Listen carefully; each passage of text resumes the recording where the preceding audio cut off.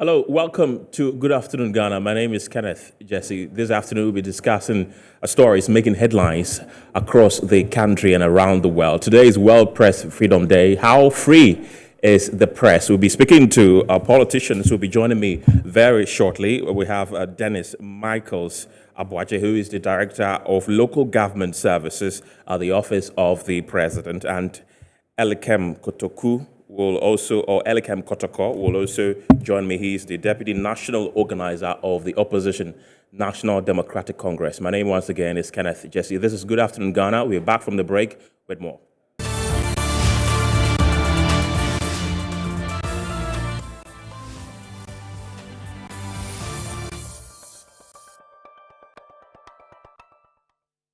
Welcome back to Good Afternoon, Ghana. My name is Kenneth Jesse. I have in the studio Dennis Miracles Abuaje, who is the Director of Local Government Services at the Office of the President. Also in the studio is Elikem Kotoko, who is the Deputy National Organizer of the Opposition National Democratic Congress.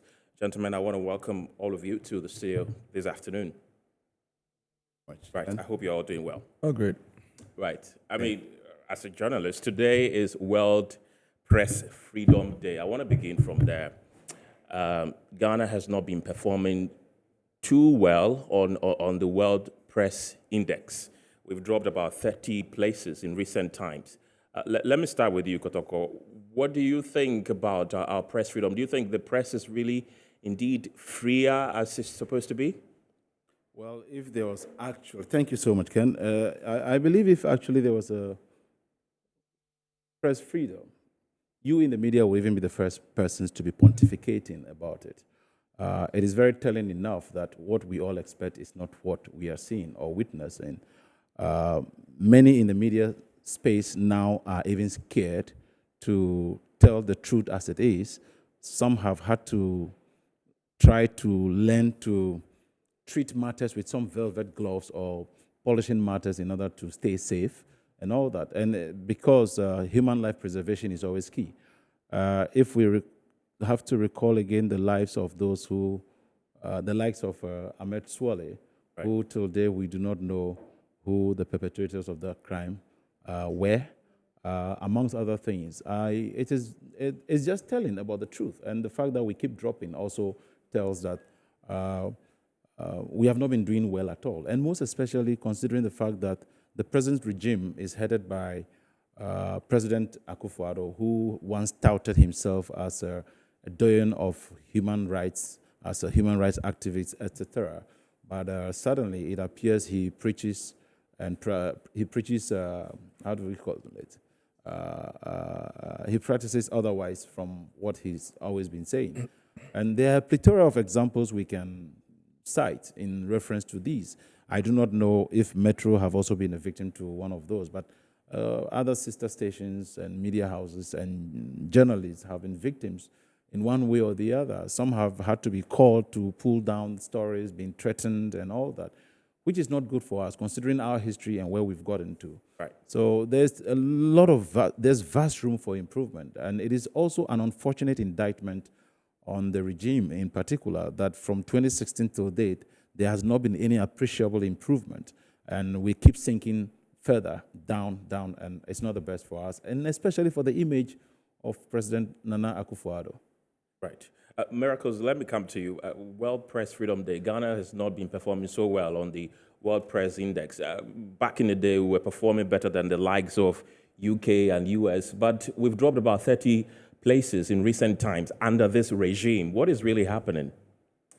Let me say a very warm good afternoon to you and all your viewers. I don't know really what it is that we aspire to, and as to whether if we speak of freedom of the press, we are only thinking about how we are ranked according to the Reporters Without Borders criteria, or for us as a people, within our context and within our space, we genuinely believe that we don't have that kind of freedom to practice the journalism or speak up or engage each other.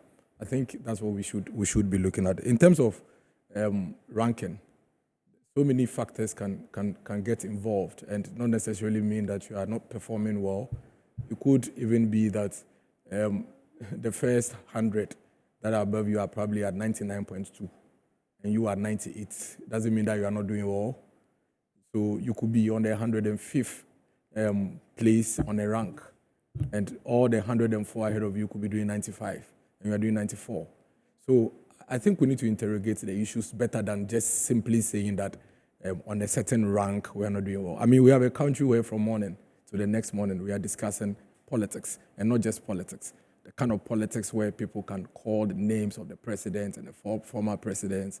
The kind of politics where people can create funny images and caricatures of the president, former presidents, members of parliament. They are being called thieves, they are being called criminals, they are being called liars. And we are all still here this afternoon sitting on the national TV and speaking. The print media are doing their job since morning. They've printed in newspapers. Radio stations have been doing politics. They have breakfast, lunch, and supper. TV stations, you have Good Morning Ghana, Good Afternoon Ghana, and Good Evening Ghana. And this is across the country, a country where we can count hundreds of radio stations, national, regional, and community radio stations. I think we need to be fair to ourselves. It's all right if we always want to convert every conversation into politics, but that doesn't take away the fact that as a people, even in terms of our own contribution towards the growth of our conversations, we are doing well. I would not join the chorus of saying that and there's a regime and we don't have to convert everything to MPP and NDC. As a country, we are free. We speak up. People also disagree with us strongly, and they also speak up. When people disagree with us, there are procedures and principles within which if you say something against me and I disagree with, I can take you through. These are the things we need to analyze. We need to, on a day like this, it's not about the rank. It is about auditing what it is that we aspire to be and identifying where the gaps are, and then we try to fix them. But if we try to convert everything into a previous regime and a current regime and a rank that we are on, then really we are missing the plot. I think we are doing well as a country. I think people pick a phone and call into radio stations freely, and nobody has attacked them. Today, Elikim and I, we have been tweeting, Facebooking, moving from radio stations to TV stations. Nobody has done anything to us. That, for me, is press freedom. But most importantly, we should remember that we are all stakeholders.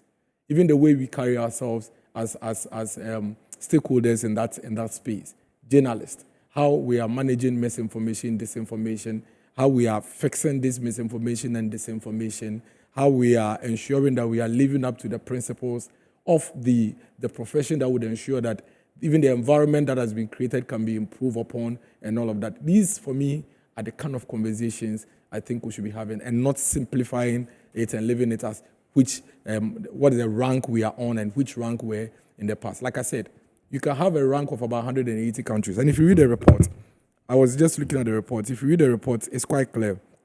The report itself says that according to the report, it evaluates 180 countries. And out of these 180 countries, about 31 countries' situations are very, very serious. And about 42 are difficult situations. And about 55 are problematic situations. Only 52 out of the 180 are satisfactory. And the question is, what goes into satisfactory? What goes into problematic? Right. What goes into difficult? These, for me, are the sort of conversations we should be having, but not simplifying it and simplistically comparing it to how we were last year and how we're doing this year. What are the things we need to improve? And what are the things we need to do away with? That, for me, I think, is what we should be talking about on a day like this. Right. I think how free the press is very subjective, if you ask me. Let's go into another topic. Now, the Vice President, Dr. Mahamudu Bawumia, is saying that the government has created 2 million jobs. I want to find out from you, because a lot of Ghanaians are asking, where are those jobs, Michael? Where are those jobs that government says it has created, the 2 million jobs? So I think sometimes, again, we need to have these conversations and have them very intellectually, devoid of emotions and sentiments and all of that. So the Vice President makes a statement, and then the Vice President provides data to back the statement. Why? You work at Metro TV today, don't you? I'm sure probably a year or two ago you were working somewhere else. There are others who have joined Metro TV today and are not working. We're not working at all. But today they are working. How would you know? How would I know? The data and the statistics is what we show. And so if the data is presented and then we simplistically say, where are the jobs? It makes it difficult for anybody to respond to it. The Vice President provided the data. He says that private sector, formal private sector, we have 975,164. And then under public sector, he provides line by line breakdown year on year. There's a trend. Year on year breakdown, 2017, 2018, 2019, 2020, 2021, 2022. You'd realize that when it comes to employment statistics, right, there's a way that the state tracks these things. And there are specific touch points where you put these data together. So if you ask me where are the jobs, I'll find it very difficult to respond. I am working. You are working. But there are a lot of people who are not working. Exactly, but that doesn't change the fact that 2 million out of the lot who are not working are working.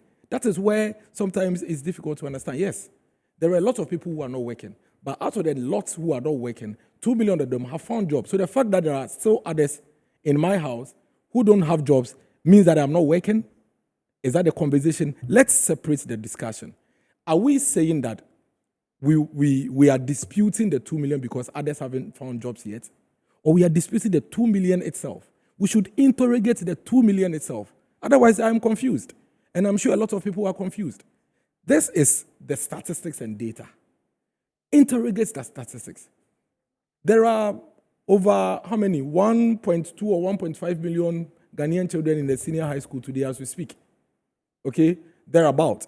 Universities. How many students are in the universities? On an annual basis, how many of our young people are attaining the working age? The question is, to what extent are job creation avenues going ahead of the citizens who are attaining the working age, employment age? So we are really abusing the intellects of a lot of Ghanaians with the way we situate the conversation. We have over 2 million jobs created. It doesn't mean that everybody who needs a job as a Ghanaian is working. And so if you pick the 2 million jobs and the only interrogation you can put to it is that, but where are the jobs? And that there are so many other people who are not working. Michael, then really, what are we doing? I think one of the difficulties is that a lot of people are interpreting it to mean that government is saying that they have directly created those 2 million jobs. And as you rightly mentioned, there are private sector jobs and other sort of jobs that have been created, but it's been made to seem like all those 2 million jobs are coming directly from Who has said that? The Vice President didn't only say, he typed. Again, we need to help the citizenry. Why? The Vice President was clear. He has indicated specifically what he is saying. Nowhere in the Vice President's statement did he say that the jobs that he's talking about are jobs that government alone has created. He went on to separate them into public sector and private sector and said that public sector is 1,280,000. Public sector are the jobs that government has created directly. The private sector figure has been given. So who is giving that interpretation? Because the Vice President never said that. He gave a breakdown of the public sector job created, which is actually the jobs that the government has created, and gave sector by sector breakdown and gave year on year breakdown. Then he gave the private sector jobs that have been created. So why did the Vice President say that the government has created on their own 2 million jobs? That is not true. That is false. Okay, let me come to Kotoko. Yeah, okay. 2 million jobs created. I mean, not only government, but the entire country over a period of time. 2 million jobs. So says the Vice President. If you recall, our Vice President, right after taking office, somewhere close to March or so of the following year, did come out to say they had created some 850,000 jobs. Do you remember? Shortly after that, he came out again to say that they had created some 1.2 or so million jobs. That was in 2017. And today, again, he is saying that they have created some 2.3 million jobs. Now, if you look at our population growth, which has been by about 4 million, and you want to just oppose it with the records, if you also recall, on the 11th of March last year, the Ghana Statistical Service made us understand that unemployment had reached its highest in Ghana in decades. And so if suddenly you have a vice president who would just churn out. The fact that, I listened to my brother very well, the fact that the vice president has even churned out some spreadsheet there does not authenticate what he has actually said. Because if you look at even your own 2017 budget Appendix 7, and you actually want to do some comparisons and look at where he said that at the Education Ministry, for instance, they have employed over 335,000 people. Right. You do the calculations and try to compare that with 2023 as of now. The calculation per their own record is actually 136,000 jobs. And so I do not know why the vice president will think that at this particular point in time, when you and myself are fully aware of the dire economic situation we find ourselves in, where we understand that government is struggling, and you are even being advised to cut down on the size of your government, amongst other things, you would rather want to bruise people's wounds with such things. And you see, one of the things that this will even bring up is rancor within even the MPP itself. Because your own supporters, a lot of them remain unemployed out there, continually searching for non-existent jobs. And you are telling them that you have created 2.3 million jobs. Where are these jobs? And even your own folks have not all gotten these jobs. And so if you are telling me that within a space of this period, you have created this number of jobs, then I think the whole of Ghana probably that will be fully employed in just a matter of a year or two. If you look at even the Ghana Statistical Service record that was given to us as of March 2022, that unemployment had reached 35% or so. And so if you have provided 2.3 million, just suppose that, look at our population, and you have created 2.3 million within this period, then I guess that by next year, every Ghanaian should be gainfully and well employed. I think that Dr. Mahmoud Bawumia has not learned any lessons from his deeds when he was running mate and was running his mouth. What deeds are those? Oh, a lot of those. When the fundamentals are weak, the exchange rate will expose you. We are not going to borrow. There's enough money there and all of that. And suddenly, it just took COVID, and they are now. It took just a year or two, and they are blaming everything on COVID-19 and Russia's invasion. But in their defense, I mean, COVID was a global phenomenon that affected everyone. That is not the singular causative factor for the impact on the economy we are talking about. The world over suffered this pandemic and suffered from COVID as well, to the extent that even the Russian embassy had to issue a statement to actually put out the list of their huge clients. Ghana was not in the committee of clients that actually should be affected by imports from that country. But it was a major topical issue for them to actually lay hands on. And you recall that, for instance, we recorded our first case of COVID-19 in March of 2020. Right. The president formed the Forest Committee, the 42-member committee, as far back as, I think, September or October of the previous year, which meant that the city had depreciated highest ever, comparable to 2015 from the records. And so if already there was a nosedive, yes, it is just okay that you want to get some straws to lash on and want to quickly. But we have heard this song for too many times. And as leaders, you are expected to do what is, when you are expected to solve problems, not to keep talking. And so having created 2.3 million jobs, you've seen how the likes of Bright Simmons and this other guy, is it Frank Appiah or so? They are all making mockery of Vice President's submissions and punching a lot of holes that are very, very lucid and should not be the way of the Vice President. But as usual, maybe he always prefers to throw it out there. So now when we now identify and begin to punch the loopholes, then he gets quiet and doesn't even talk about it. Eventually, you know what happens? They will come and tell us that this is not what he said, that is what he said. And in communication, the first thing to failure is that when you speak and another person has to retranslate what you said, then you have already failed. Because each time Vice President Bawumia speaks, we need other people to come and translate to us, even if he spoke in English. So it appeared we went to a separate school and did not understand anything that he has said.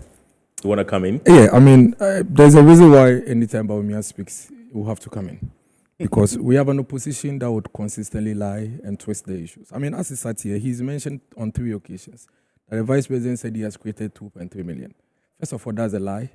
The Vice President in his post was very categorical. He said, "Dear friends, I recently stated that our government has created over 2 million jobs since 2017. Over 2 million jobs since 2017. Over 2 million jobs since 2017. He'd never said anywhere that he's created over 2.3 million jobs. He has never said it anywhere. You understand? So if you Is that post coming from the vice president? yes, on his Facebook wall. And then read it again for me. He said, "Dear friends, I recently stated that our government has created over 2 million jobs." Yes, our government has created over 2 million jobs. Relax, over 2 million jobs. Okay, and then as usual, naysayers have questioned how we could have done so. Their mindsets of impossibility prevents them from accepting that, well, the data attached shows year by year, ministry by ministry, agency by agency, and the jobs that the government has created since 2017. This includes jobs that are planted for food and jobs. This excludes jobs under planted for food and jobs and National Identification Authority. Then the vice president gave you a statistics that is split into private sector and public sector. So if you come and sit on TV, okay, obviously, and you say that the vice president said he's created 2.3 million jobs, we'll come and explain. And we are explaining not because you went to a different school, maybe you did, but it's simply because you didn't understood. You did not understand. But don't you think it's quite of a problem if anytime the vice president says anything, it has to be explained? The problem is not the vice president. It is him sitting here and saying the vice president said. I've said it. I have told you that. The problem is the one who is interpreting it. And say that the vice president said he's created 2.3 million jobs. When you come and sit on national TV and you say that we should keep quiet, we shouldn't explain, because the problem is not the vice, the problem is you. Who is saying something that the vice president did not say. So you are talking about... Let me go to the substantive matter. You are talking about the figures. It's not... It wasn't... But that is why I have to come and explain. He didn't say that. So if you say it, then I have to come and explain. So the issue is not about a problem with the vice president. The issue is about you, who is misquoting what the vice president said. So maybe, of course, you went to a different school or you do not understand the English. Secondly, I keep hearing them make the point about population, and if we have created 2 million jobs, then the entire population, I don't know where anybody at all got that sense from. It's a very sad and worrying situation. This is Senate report. This is 2016 Senate report. This is the 2020 Senate annual report. If you look at the 2020 Senate annual report, new workers registered alone, new workers registered alone, is 1,063,044. Are all Ghanaians employed? New workers. You know that, for example, I could lose my job today, and then I can get another job in about a year or two. Right. When I go, I don't have to re-enroll onto the platform. Yes, but I have a job. Okay, I was unemployed and I have a job. So the new ones alone, 1,063,044 between 2017 and 2020. 2021 is not part. 2022 is not part. So if you want to dispute figures and you are worried and you are surprised that jobs can be created in millions, this is the Senate report. This is official data, annual report. It's available for everybody to read. Are all the people in Ghana unemployed? Employed? It is strange. What is our population? Per their question. We have Senate reporting new workers alone, amounting to over 1 million. This excludes 2021 and 2022. We have already done first quarter 2023. 2 years is not here. I don't understand how anybody will be surprised that over 2 million jobs have been created. And these 2 million jobs, the details have been given. Let me go to chapter 7 of the budget appendix that they keep referring to. You see, when you continuously explain something and everybody else understands except an opposition party. Are you sure it is only the NDC but why that would you understand this? This is Senate understand? data. This is not a vice president data. So if you still don't understand it, I'll be surprised. This is not a vice president data. Forget the vice president data, which you are surprised. This is... Well, he never mentioned SNIT when he came here. I'm giving you more evidence to prove that jobs can be created in millions. This is a SNIT data. Okay, so that settles it. Now the second level is this. Chapter 7 of the budget always captured public sector employees who are paid through controller and accountant general. And I'll give you an example. When you pick any of the appendixes, and I have them here. right. You'd realize that. Look at a ministry like Ministry of Transport, 766 staff. 766 staff in 2019. You know what Ministry of Transport is made of? No. Ghana Ports and Harbours Authority. Ghana Airport Company Limited. Ghana Ports and Harbours Authority alone have 4,667 employees. Ghana Airport Company Limited. Metro Mass Transport Limited. Regional Maritime University. Ghana Maritime Authority. Where are their figures? Where are they on chapter 7? So you see, you cannot go and pick chapter 7 and use it to determine the number of public sector. It means you are ignorant. You don't understand the issues. And we have consistently said that. Let me also help you. When you pick the vice president data, you'd realize that under each of the ministries, the vice president indicated the agencies. It's another column here, agencies. So if you pick Ministry of Aviation, for instance, vice president has captured Ghana Airport Company Limited, Ghana Civil Aviation. Ghana Airport Company Limited, Ghana Civil Aviation, they are not paid by Controller and Accountant General. So their data is not in Appendix 7. We need to help the viewers. It doesn't mean that I have a problem with the opposition, but let's state the facts. Let's educate the Ghanaian populace, especially when we have the platform to explain to them the issues. Ministry of Transport that has all these agencies is reported in Appendix 7, 766 staff. Are you saying that that is all we have under Ministry of Transport in the public sector? Why are we doing this to ourselves? And then when we have the opportunity and we have the evidence and we have the figures, then we will jump into other things that are not related to the subject matter. Again, this whole issue of there are a lot of people sitting home and they don't have jobs. I have said it, and I'll continue to say it. If you want to understand these things, it's not about you sitting on TV and throwing in things and trying to beat up sentiment and do propaganda. Me, I'll allow you to do it. But I'll still draw you back to the fact.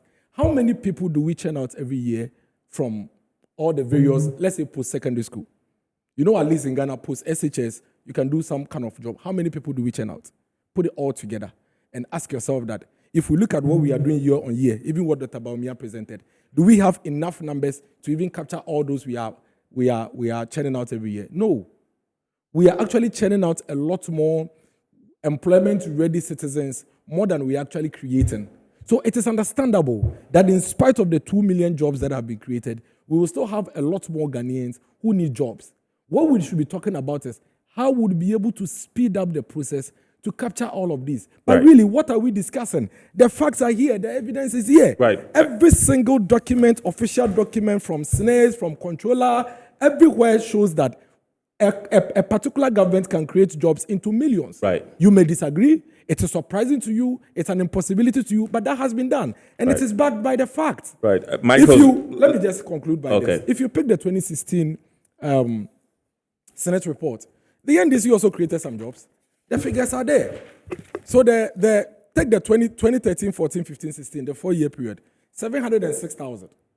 It's here. 706,000. That is it. You understand? So the time they created the 706,000, did they employ all unemployed people in the country into employment? We should have been doing this to ourselves. And this kind of conversations explains why anytime the vice president speaks, we cannot sleep. Because if we sleep, they will throw dust into everybody's eyes. Yeah, I would love to make reference to what he is holding. Right. If he can provide us further particulars. Yes. Under the on the vice president's. Sorry to interrupt you, but Sure. before you continue, okay, so I have a message from one of my viewers to you, Michael. It says, hello, Ken. Let the MPP man know that the new registrants to Senate does not mean they are new workers. Senate rolled out a sensitization exercise educating market women and men on the need to register with Senate. Are market women not working? This could be Are the market reason. women not working? What are coming. you talking about? I'm coming. Are market women not working? I'm coming. What the person is trying to say. Are they unemployed? No, I'm coming. You gave a list of 2020 Senate Yes. which had about 1 million people. Yes. And then the person is saying that, fine, that Senate having about 1 million people could be right, but it doesn't mean that all those million people were employed in 2020. But they are working, yes. Yes. Listen, so, you go to Senate so the person only is trying when to you say, are employed. Yes. Yes, The person is so trying to what say are you that there are talking so many workers who do not have Senate cards. No. How? Every worker in Ghana should be paid Senate for. Every worker. Then it's an illegality. But there are people who do not have Senate cards. That even helps the vice president's argument. It means that there are even a lot more people who are working that cannot be captured in official data. Because every Ghanaian worker should pay Senate. So that even helps the vice president's conversation. I am saying that, listen, Ken, these conversations, they shouldn't be emotional. It should be purely based on facts. Every Ghanaian worker should pay Senate. So if indeed there's a worker here at Metro TV that is not paying Senate, that worker is even supposed to be added onto the numbers that the vice president is churning. But it means that worker is not really captured. All right. I've given you enough time. Let me go to Kotoko to make your point. If you listen to what my brother was submitting, again in Dr. Mahmoud Baumia's own document, if you go to the education sector, he did indicate 6,053 jobs. that from 2017 to now. And he did also indicate the sectors that fall under it. So when he was taking, I think, Ministry of Health, Transport, and giving those ones, I wish he gave me those under Ministry of Education. That's given over here.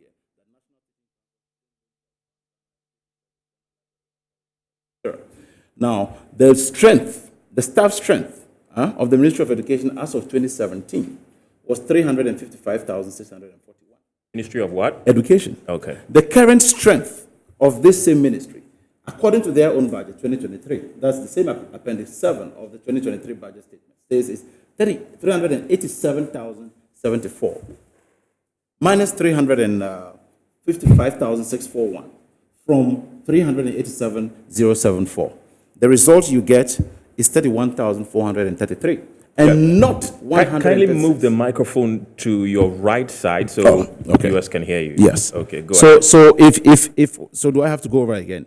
Yes. So what Dr. Baumia said was that they have created 136,053 jobs, over 136,000 jobs. Now, which year was that? As of from 2017 till date. Okay. Now, the staff strength of the Ministry of Education as of 2017 is 355,641, which has increased to 387,074, minus the 355, which is the 2017 strength, from that of 2023, according to Appendix 7 of the Finance Minister's budget. Right. And the result you get is 31,433, not the so-called 136,053. How is that explained? Let me explain to you. We are having a very fine conversation. You get my point.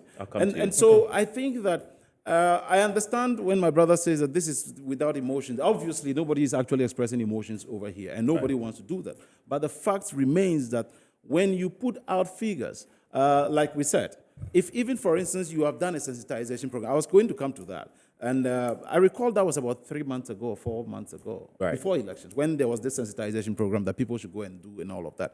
But yes, it's good you want to classify all of them that because they are even now employed. But it is not as though they are now new people who have actually been employed. These are already existing employed people who you are sensitizing that, you know what, we need you to roll on to this because of this and that. And they are. Yes, we would encourage and entreat every citizen to make sure they do the right thing so that government also rakes in what is due it in order to advance its developmental project. Right. But this does not equate to saying that we have created this number of jobs. And don't forget, lastly, I did say here that I think it was in March 2017 when Dr. Mahmoud Baumia came out to tell us that already they had created 850,000 jobs.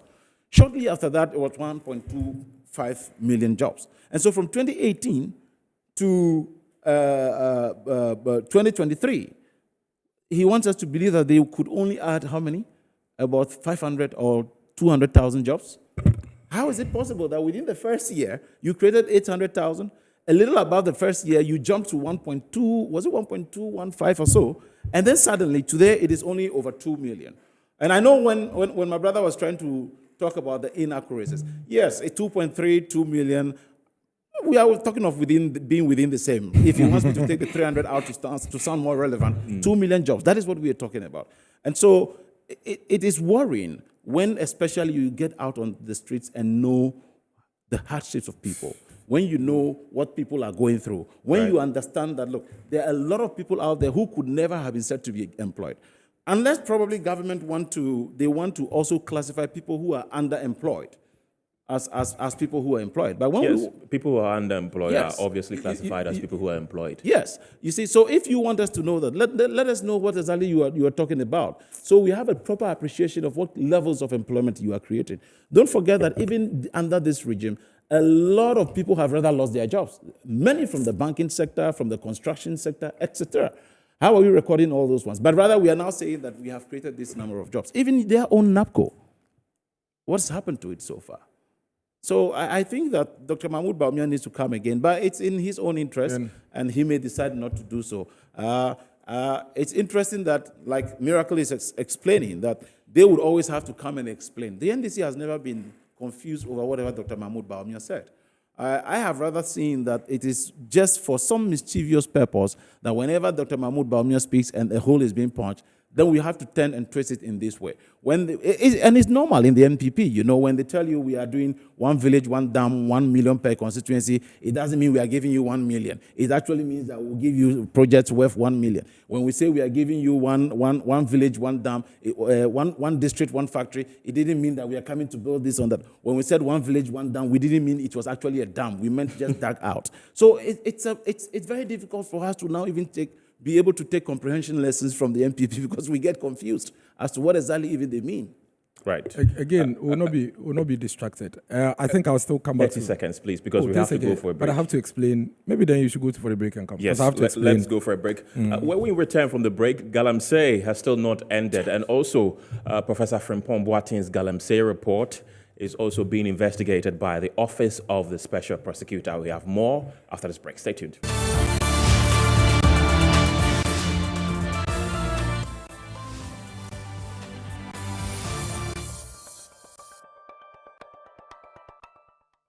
Welcome back to Good Afternoon, Ghana. My name is Kenneth Jesse. I'm in the studio with Kotoko and Michaels. Let me give you about a minute. Okay, two. No, two, just 2 minutes. I want to help the conversation. Yes, so 2 minutes. So let me quickly go to that. Because we have different topics that we're going to be talking about. And help your viewers. The Appendix 7, the way they even interpret it is very poor.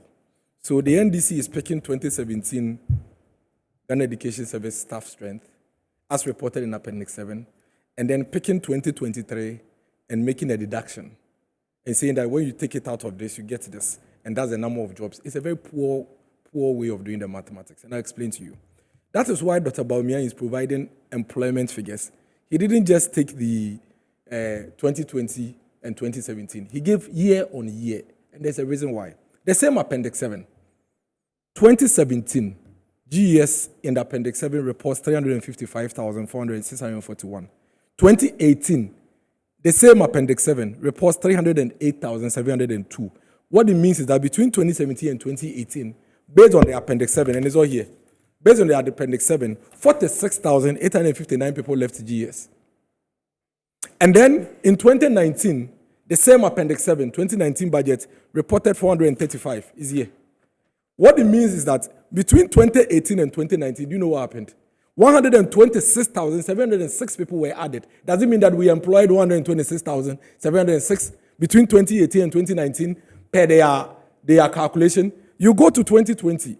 Now, it moved from 435 to 387,029. We lost 48,459. Does it mean that we lost 48,000 people leaving GES? Then in 2021, it goes to 393,000. 6,000 more added. Then in 2022, it shoots from 393 to 451. 57,446 added. Then in 2023, finally, it comes to 387,000. It meant that it had lost almost about 64,000. Now, can listen to this. And let's help our viewers. That is why they spend time to watch us. The data you have on Appendix 7, I have insisted and said it and educated severally. When the Ministry of Finance is going to read the budget, there's a system, okay, that is available for the Ministry of Finance in terms of public sector employees paid directly from the consolidated fund. You go into the system and download a report on that day. Now, Ken, that report, this is what happens. It only takes cognizance of the very active employees on the day you are downloading. What it means is that those who have retired are not part. Okay. Those who have resigned are not part.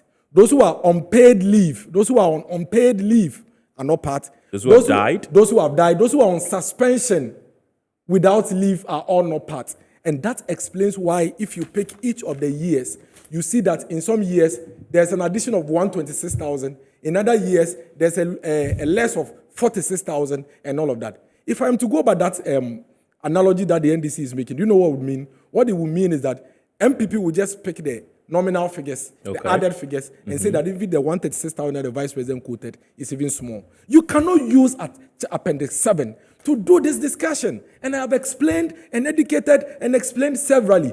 You know, you would want to spin the matter that the Vice President has said, but it is figures, so you can't change it. You would win in the propaganda space, but when the reality sets in, you cannot stand it. And I have just explained to you that Appendix 7 is a very poor mathematics if you want to do. First of all, you are saying that all the staff who were in 2017, nobody died. Nobody resigned. Nobody left. For which reason within the period, those people could have been replaced. You understand? That's what you are saying. And that is why you are saying that when you take 355 from 387, you are left with 31,000. And you are assuming that 31,000 are the only numbers that were added. It is mathematical poverty. And we shouldn't do this to our people. We shouldn't do this to ourselves. Right. I agree. I understand that it's a very worrying figure for the opposition. As for the issue of there are a lot of people without jobs, there are a lot of people on the streets, that is the most trivial way of putting the conversation. Let's stick to the matter. Right. 2 million jobs have been created. There are a lot more jobs that need to be created for the rest of the people on the street to come and join. Right. Professor FrimpongBoateng has been in the news lately for his bombshell Galamsey report. Now, the Office of the Special Prosecutor is saying that it has begun investigations into Professor FrimpongBoateng's report. Let's go to our video or to read you excerpts of it, if we have it.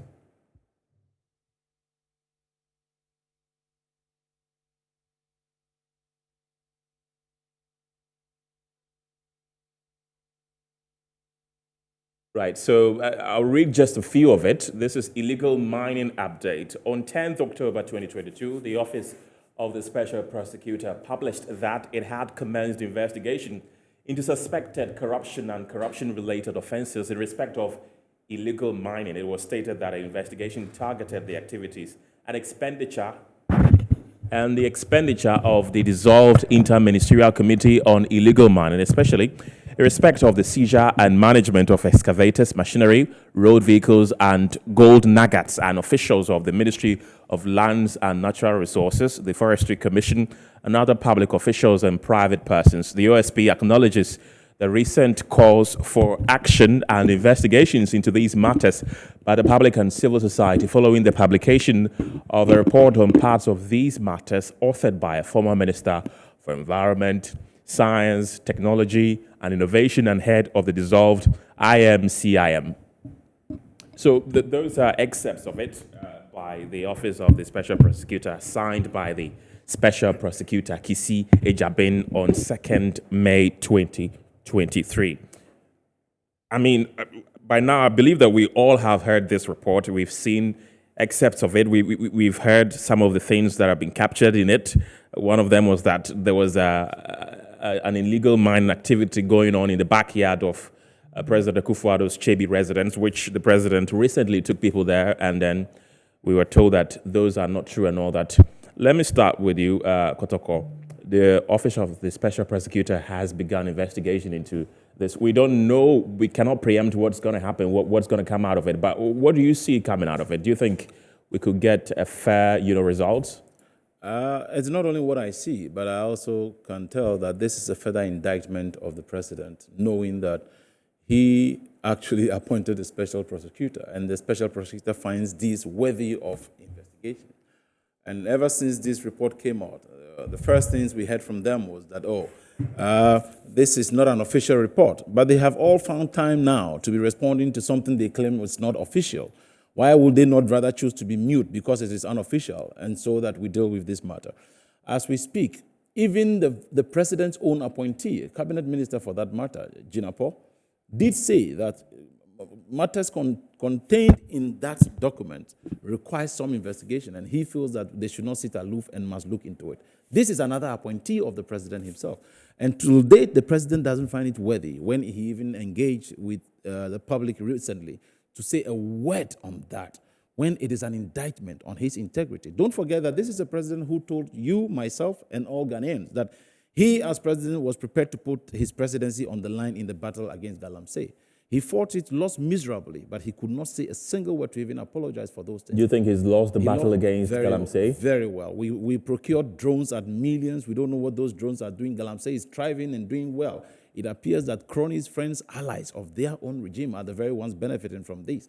When we have records showing in Switzerland how much gold they have actually gotten from Ghana and how the discrepancies of what we claim we are exporting there at the time, and you just do not know. And you see, go out there and look at our water bodies, and you will know that indeed, very soon Ghana would be importing water. We will not only be importing water, we will need to also find ways of our agriculture, because these same chemicals used in these water bodies are finding its way into the roots of the plants we are growing, into almost all our daily life, and aquatic life is also at risk in this regard. Right. So the fight against galamsey is very worrying, especially further that the president happens to be what? The UN SDGs co-chair. Right. And you just wonder what exactly is going on. And this makes mockery of leadership. It makes real mockery of leadership that we are fighting against this. And the very people at the core of the fight are the ones now seen to be engaged in it. I mean, nobody has been found guilty of that. Well, from the report Professor FrimpongBoateng has actually put out, I think that many of them have been found guilty in these. And whose word will I take other than Professor FrimpongBoateng, who has a credible integrity to protect at all times? And you see, so he mentioned names in that as well. I believe that anybody who is involved in this should bow down his head in shame, his or her head in shame. But it must also be told that President Nana Akufo-Addo has failed the battle against galamsey. Right. That has rather become an enabler of this enterprise on an industrial scale. Michaels, let me come to you. President Akufo-Addo somewhere last year did... Okay, so... Miracles. Oh, no, sorry. Yes, I was going to ask. Sorry. Is it Michael Miracles? Sorry, I'm confusing it. Miracles, right? So let me read this to you. So let me just ask, do you think government has lost the fight against illegal mining? President Akufo-Addo did admit last year that the fight has been a very difficult one. Do you think we have lost the fight against illegal mining? And also, what do you think is going to come out of the investigation that's being conducted by the Office of the Special Prosecutor? I have always said and insisted that galamsey and all of its related activities are one that I try not to politicize, because it will bite you. It will burn you so hard you will not be able to stand the pain. And the records are there to show. And so if the president says that it's become very difficult, he's not lying at all. Galamsey is like the drug cartel, cocaine in the Mexicos and in the Colombias. It's a serious matter. It is not one that we play politics with. It is not one that you go on political campaigns and joke with it. It will burn you. And so we need to be very careful and circumspect. But President Akufo-Addo said he was putting his presidency on the line to fight illegal mining. He didn't go on a campaign spree to go and, denigrate another political party to his benefit. When he came, this is what he came to inherit. When President Akufo-Addo came to office, he came to inherit galamsey. He came to inherit the water bodies destroyed. He came to inherit a system where there are arms and guns at galamsey sites. And this was reported in the BBC in June 2017, this year. So he came to inherit. He said, there has also been an influx of foreigners who have changed galamsey from the one-time romantic activity to a frighteningly brutal undertaking. Right. Galamseyers, as I have heard them called, now have armed guards. They use high-tech activities. They do not hesitate to use guns when threatened. At the moment, we are using earth-moving equipment and use arsenic and mercury to get the gold. The result is that almost all our water bodies have been polluted and our forests have been denuded. Someone suggested that we might run out of safe water by 2030, if things continue as they are currently. Almost all our rivers have gone a funny color, and the water company is struggling with the purification systems as the waters are alarmingly polluted. Okay. This is BBC June 1st, 2017. Okay. Nana had been in power in January, so this is what he inherited. This is a vivid description of what Nana Akufo-Addo inherited. June 1st. But would you admit that since then, I mean, it has gotten worse? Let me, I'm building a point. So this is what the president inherited. It is on the back of this that he decided to wage a war against it. Don't forget, this was the first time as a country we attempted to wage a war against galamsey. And that's why I'm saying everybody should be very careful for one to spin galamsey. In 2013, His Excellency John Mahama's government set up an interministerial task force to fight galamsey. Right. This is what the Minister for Environment then came to say. Okay. On the 15th of September 2016. Listen to him. The then Environment Minister Mahama Yariga admitted in 2016 that it was time for government to regularize illegal small-scale mining. Okay. It was time to regularize. He said we should regularize. This is the Environment Minister. A possible minister when the NDC comes to power says we should regularize the illegal small-scale mining activities as a more proactive way to stop polluting water bodies. MyJoyOnline.com, 15 September 2016. Then he goes on to say, Mahama Yaga says, I called Minerals Commission, I called EPA, I called stakeholders and said, look, it looks as if we cannot stop them from mining. So why don't we help them to mine to avoid the pollution? Right. And then he goes on and on. He said, Mahama America said, the menace of Galamsey cannot be blamed entirely on central government. This is Mahama Yaga speaking. Right. The environmental minister, the possible minister under the NDC government. He says, the menace of Galamsey cannot be entirely be blamed on central government. Right. Noting that the responsibility to stop it is a shared one. Right. It extends to traditional authorities, local government authorities, and many other institutions. Right. Miracles, I'm afraid you have to end there because we are running out of time. We've really run out of time. But let me just. So the point I'm making is that it is very dangerous for anybody to come and sit on TV or radio and try to play politics. Okay. This is their scorecard when it comes to the fight against Galamsey. Right. What we need work together, fight this cartel, and save our river bodies. Right, rather than try to come and sit and try to create sanctimonious spirit around us and call others names. It's a very difficult battle to fight, and we need to work Let me read on about one or two text messages from our viewers, and then we end this afternoon. And this one says, hello, good afternoon. Please tell the MPP man that he should stop lying to us because we are all adults.